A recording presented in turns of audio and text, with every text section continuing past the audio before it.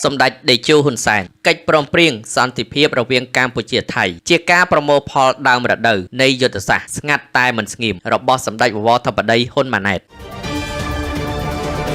សម្ដេចតេជោហ៊ុនសែនប្រធានព្រឹទ្ធសភាកម្ពុជាបានលើកឡើងថាកិច្ចព្រមព្រៀងសន្តិភាពរវាងកម្ពុជាថៃដែលចុះហត្ថលេខានៅថ្ងៃនេះគឺជាការប្រមូលផលដើមរដូវនៃយុទ្ធសាស្ត្រស្ងាត់តែមិនស្ងៀមរបស់សម្ដេចបវរធិបតីហ៊ុនម៉ាណែតនាយករដ្ឋមន្ត្រីនៃកម្ពុជាតាមបណ្ដាញសង្គមសម្ដេចបានកោតសរសើរចំពោះយុទ្ធសាស្ត្រសម្ដេចធិបតីដោយលើកឡើងដូចនេះថានេះជាការប្រមូលផលដើមរដូវនៃយុទ្ធសាស្ត្រស្ងាត់តែមិនស្ងៀមរបស់នាយករដ្ឋមន្ត្រីហ៊ុនម៉ាណែតតាមរយៈការចុះហត្ថលេខាលើកិច្ចព្រមព្រៀងសន្តិភាពរវាងកម្ពុជាថៃក្រោមការជួយរៀបចំរបស់នាយករដ្ឋមន្ត្រីម៉ាឡេស៊ីដែលជាប្រធានអាស៊ាននិងប្រធានាធិបតីអាមេរិកលោកដូណាល់ត្រាំសម្ដេចតេជោបានបន្តទៀតថាការរក្សាឲ្យបាននូវសន្តិភាពទាំងនៅផ្ទៃក្នុងប្រទេសទាំងជាមួយប្រទេសជិតខាងគឺជាអាទិភាពកម្ពុជារបស់យើងកិច្ចព្រមព្រៀងសន្តិភាពកម្ពុជាថៃត្រូវបានចុះហត្ថលេខានៅទីក្រុងកូឡាឡាំពូនាព្រឹកថ្ងៃទី26ខែតុលាឆ្នាំ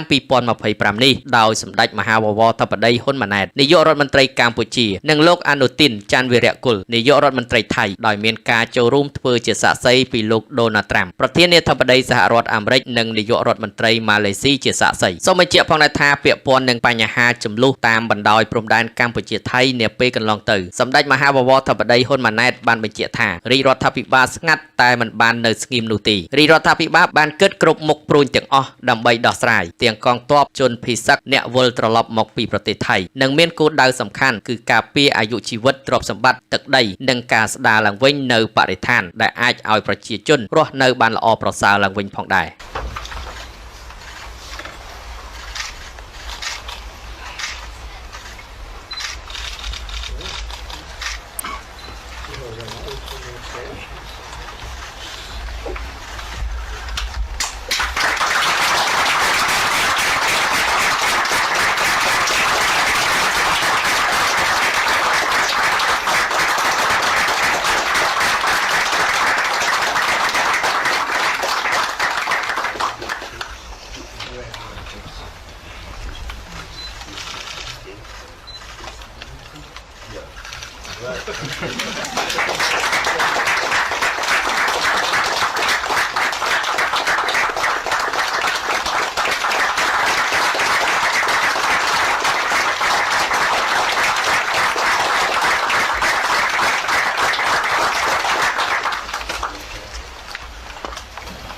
Very big deal. Thank you very much.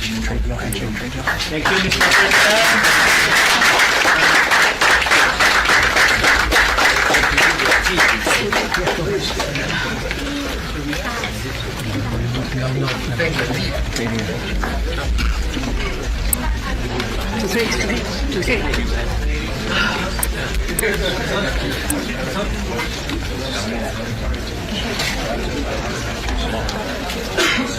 After signing the treaty.